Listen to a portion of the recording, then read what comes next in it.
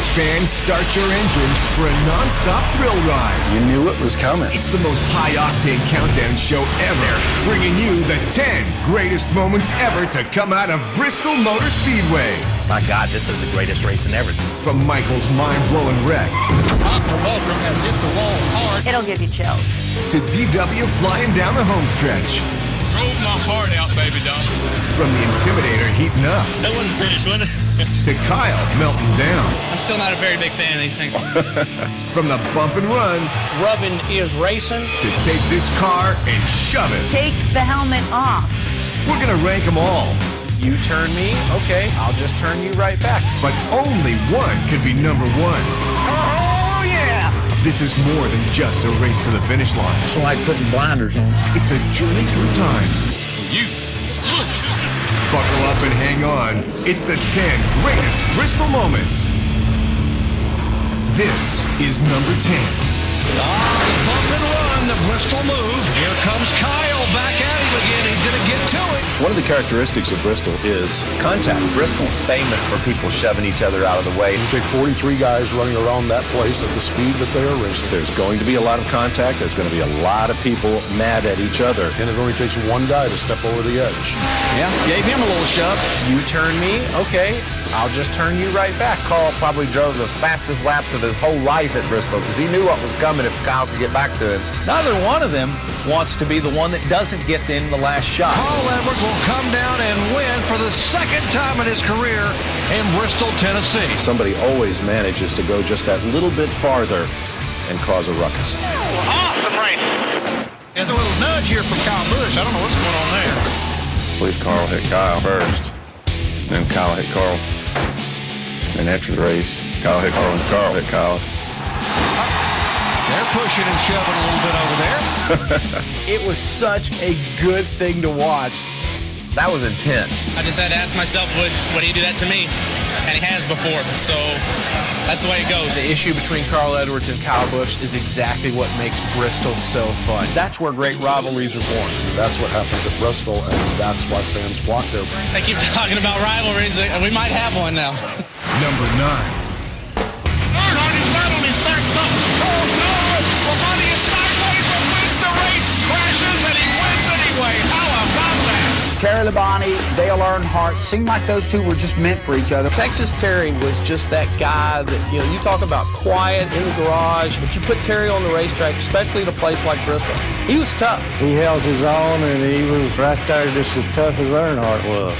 Earnhardt always kept a very healthy respect for Terry on the racetrack. But When you get mad, you do a lot of things. Labonte crossed the line sideways, took the checkered flag, hit the wall, and still comes out the winner of the Goodies 500. I was so proud of Terry hanging on in spite of all of that and coming through with the win. That wasn't finished, was it? Terry got the checkered flag. Rick Hendricks got a bill for a car repair. His Kellogg's cars all beat up, the snouts caved in. What great footage that is to see Terry Labonte drive in with water and steam and a torn-up race car pulling into victory lane. I think I used up a race car, but we'll get another one. A big day for Terry Labonte and a big day for Terry Labonte fans, too. One of the few times that somebody actually tangled with Dale Earnhardt and came out on the top side. I think I ran all night long and didn't put a scratch in until the end, but that's the way it goes. We won. Number 8. Look at this. The 24 just won a round. Matt Kenseth and Jeff Gordon, Two of the best drivers in the sport. two of the more mild-mannered guys in the garage. When you're at Bristol, it can bring out the best in some, it can bring out the worst in some. Kenseth took Gordon out on the last lap. Was it intentional? I don't know. Jeff Gordon out of his car, and he's not happy with Matt Kenseth. Matt Kenseth is coming to apologize. And here comes little old Jeff. We got a fight going on down here. Matt was saying, whoa, I'm sorry, and just shoved the heck out of him. Had his helmet off, had his arms out. He wasn't looking for a fight. But the funny thing is, he keeps his helmet on. Dude, you can't keep your helmet on. Take the helmet off. I mean, if you're going to get in a fight, Jeff, and you want to be a tough guy, take your helmet off. See, I kept my helmet on at Daytona in '79. You have to keep your helmet on. Pretty smart move there, Jeff. He kind of felt like Bristol was his real estate, and he wasn't going to let anybody, including Matt Kenseth, take it away. We're all like, where the heck did that come from? What happened to that sanitary Jeff Gordon? I think Earnhardt was the one that called him a milk drinker, and the kid But if you rile him up, he'll definitely let you know he's riled up. Yeah, that fight wasn't Ali and Frazier. It was more like Laverne and Shirley. A little pushing and shoving happens in every single sport. I hate to say it, I think Jeff got a couple of thousand new fans that day. I'd like to see him jump out of the way one time and see what happened after that. Number 7. Waltrip has hit the wall hard. The car is upside down. One of the most spectacular and violent crashes I have ever seen. When you look at Bristol, it's a place that has had some scary moments. Michael Waltrip hit the catch fence. You can see the car is really torn up. And the car disintegrated. Absolutely scared me to death. I watched Michael Waltrip's wreck and did not believe there was any chance whatsoever that he could have survived that. Everything looked as if it just, like in a cartoon, fell off the car. And it wouldn't be that much longer that there'd be almost the identical wreck. It was deja vu. It was like deja vu all over again when Mike Harmon hit that wall. I thought, how could we have a crash just like the crash I had? That car was toast. I can remember Mike Harmon's. The front end of the car was it was just gone. And he just stood up and walked out like it was a Flintstone car. I thought Michael Waltrip was dead. And then all of a sudden we start to hear a few hands clapping, and then a few more, and there's Michael Waltrip standing right up in the middle of that wreck. You're looking around going, did I just see that? I think I'm all right. Got some contusions and a little bit of confusion, but that's probably not too unusual. There was no way that either one of those drivers survived that accident. To think that he was able to come away from that crash with little or no injury, it's pretty amazing. The only way that could have happened is if there is a God, he intervened. Michael was able to continue racing after that horrific crash. Many would have said, not possible. How did this guy ever climb in a race car again? Not just physically, but mentally. That particular spot has been dramatically changed. There's no more gate there at Bristol that the drivers can run into. We'll never see another accident like that at Bristol. Next, Kyle flipping out. I can't stand to drive when they suck. Mine sucked, but I ran 20th. DW on a roll. There were a few years there that no one touched what Junior Johnson and Darrell Waltrip were doing. And some good old-fashioned Southern fun. Didn't mean to really turn around, meant to rally skate, Joe. When the 10 Greatest Bristol Moments returns. Time now for the honorable mentions that just missed the 10 Greatest Bristol Moments. A new world record for the Wave. They would break the record by some 50,000 fans. It's race day at Bristol International Speedway for the first annual Volunteer 500. We didn't know what to expect, really, and it was pretty high bank for tracks back in those days. Tony Stewart and Jeff Gordon. Jeff Gordon is not afraid to move you out of the way. And, yeah, I'd say he's having brake trouble. That's what I'd say.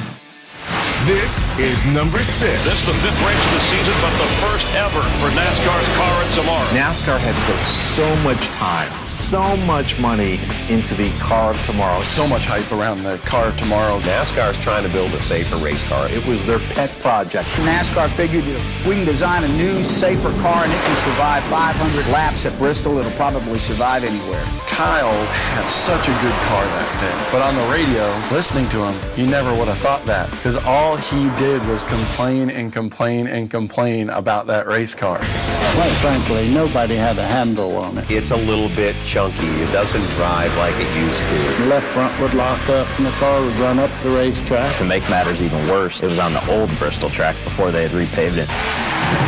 Lo and behold, Kyle Busch, who probably hates it as much or more so than anyone, wills that car to victory lane, beats everybody's pants that night, gets out and immediately blisters the car. I'm still not a very big fan of these things. I can't stand to drive when they suck. The car sucks. He said, this car sucks. Really? The car sucks? Kyle. You just won the first race, and you think it sucks? You made history today. Smile, dude. Don't talk bad about the car. First time in the history of the sport that a driver climbed out of a car in victory lane and said the car sucked. I can't stand to drive when they suck. If you're the other 42 guys, Mine sucked, but I ran 20th. If I'd have won, I'd have been happy. I mean, you're like, come on, give me a break.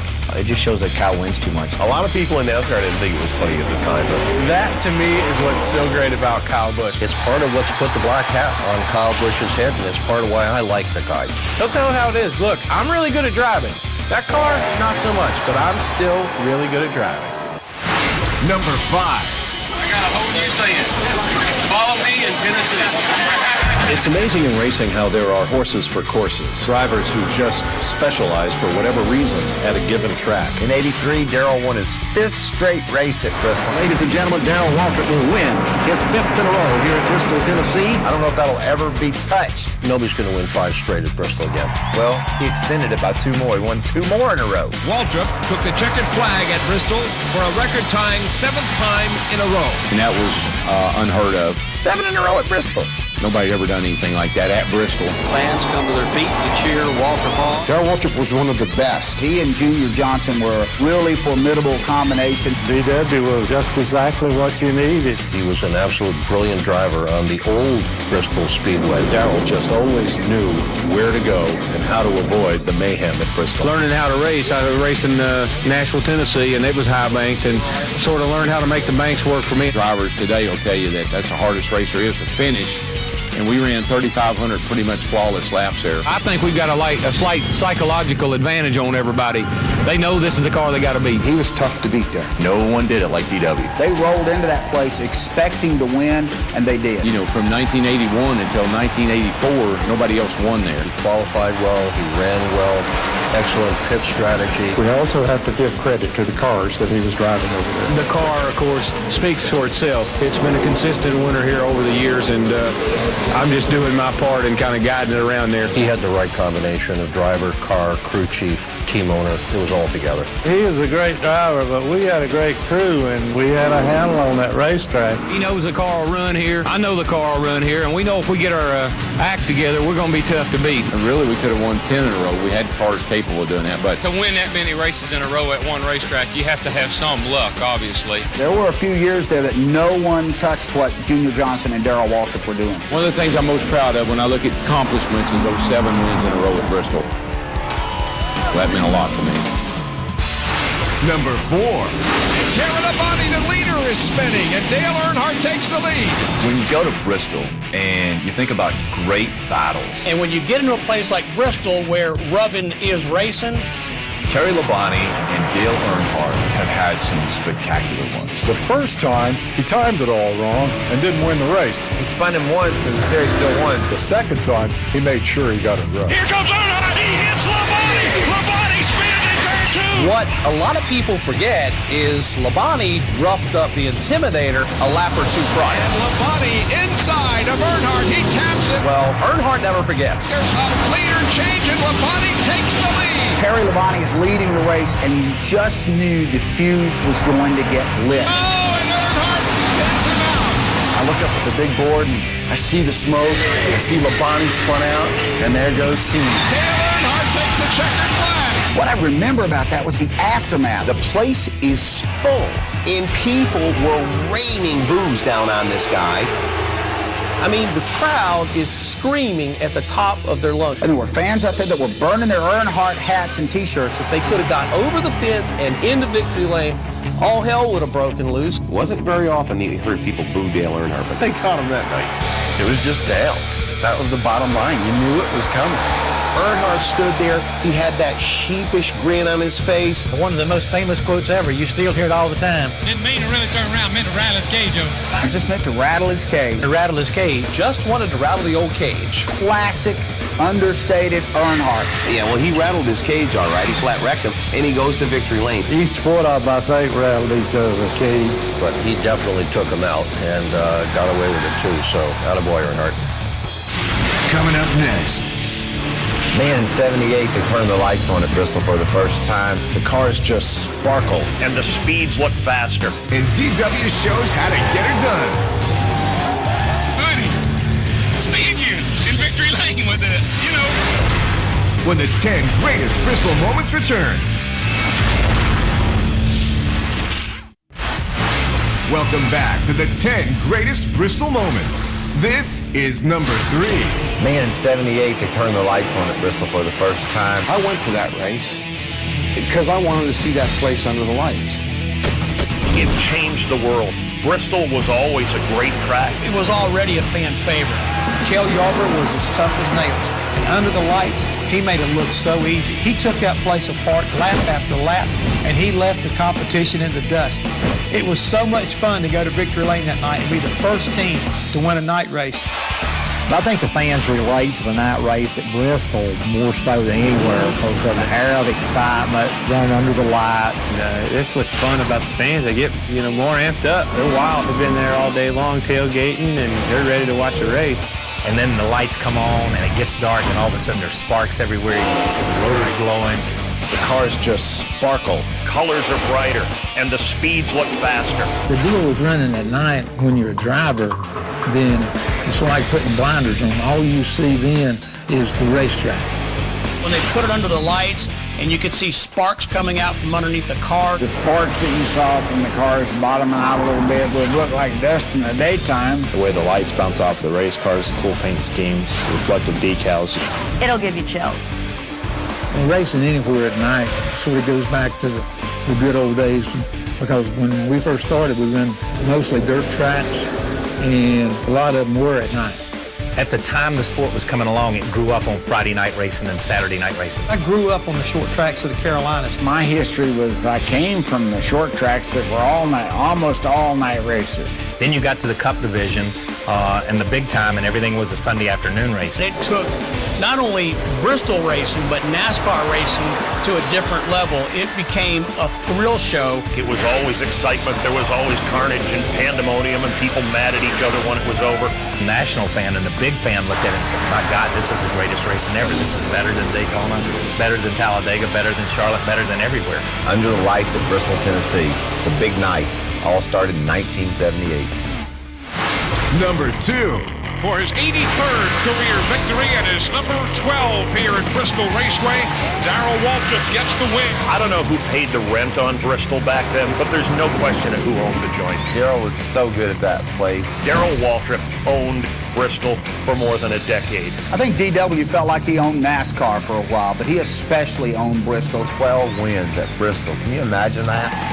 I think what made DW so good at Bristol was it's a rhythm track. I talked enough laps on this guy to know he can run within 1/1000th of a second each and every lap. He figured out something that nobody else had. You didn't start racing hard at Bristol on lap 10 or lap 100 or lap 200. It's almost like singing a song or playing a guitar or playing a piano. You just get that rhythm and you repeat it lap after lap after lap. It was like Groundhog Day. Everybody went into Bristol beating and banging, rooting and gouging. He understood the concept that it was a 500-lap race. What Darrell figured out was patience. He wouldn't wear his car out. He wouldn't wear himself out. And in the end, when he needed a little extra, there was always a little extra there. Darrell Waltrip wins, and somewhere back in Franklin, Tennessee, little Sarah Caitlin Kearns Waltrip celebrating her daddy's victory. Congratulations. Honey, it's me again in Victory Lane with it, for the kid. It was a big night because my daughter Sarah had been born that week. Drove my heart out, baby doll. Drove my heart out for you. What he has done at Bristol, I don't think anybody's ever going to come close to duplicating. He's the king of that track, and no one will take it away. To win that race in the style we wanted in, that's Bristol and DW at its finest. Coming up next, the greatest Bristol moment of them all. You're about to see history. I've been trying to do this since I got to NASCAR. There was a reason why nobody had ever done it before. When the 10 greatest Bristol moments returns. Welcome back. We've brought you 9 great Bristol moments so far. Neither one of them wants to be the one that doesn't get in the last shot. I think I ran all night long to put a scratch in until the end. But that's the way it goes. We won. Wow, look at this. Jeff Gordon blowing up. Bristol has had some scary moments. It was like deja vu all over again. NASCAR's trying to build a safer race car. It was their pet project. I can't stand to drive them. They suck. 7 in a row at Bristol. Nobody'd ever done anything like that at Bristol. People were raining boos down on this guy. It took NASCAR racing to a different level. And all of a sudden there's sparks everywhere. What he has done at Bristol, I don't think anybody's ever going to come close to duplicating. But now it's time for the greatest Bristol moment of them all. This is number 1. This was the moment that Kyle Busch has tried 5 times to accomplish, sweeping the weekend. You can say what you want about Kyle Busch as a race car driver, the way he carries himself, the attitude that he brings. Love him or hate him, Kyle Busch knows how to win. You're about to see history. Kyle Busch's accomplishment of winning in all 3 divisions at Bristol. To do it at Bristol. And at Bristol, of all places, wow. It will go down in NASCAR folklore as one of the great accomplishments of all time. The weekend at Bristol, baby! Oh, yeah! Now, you don't have a lot of opportunities to win in the Truck Series, the Nationwide Series, and in the Cup Series all in the same weekend. There's been drivers who had a shot at it. Kyle had a couple of shots at it. So he goes out on Wednesday night and wins the truck race. Not a shocker. All he did was win a truck race. And then he goes out on Friday night and wins the Nationwide Series race. Kyle Busch is now 2 for 2.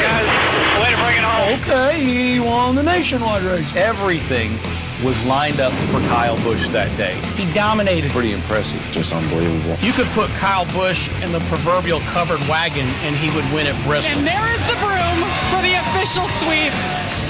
It's just, it's an absolutely amazing feat. I mean, you think about 1,000 laps there, basically, between the 3 series have to go virtually perfect. Absolutely phenomenal. It's a major accomplishment. I love Bristol, and I love winning, and to do it for the first time ever in NASCAR to sweep a weekend, that's, man, that's pretty awesome. I don't think he got enough credit for that. Very, very, very hard to do. That was huge.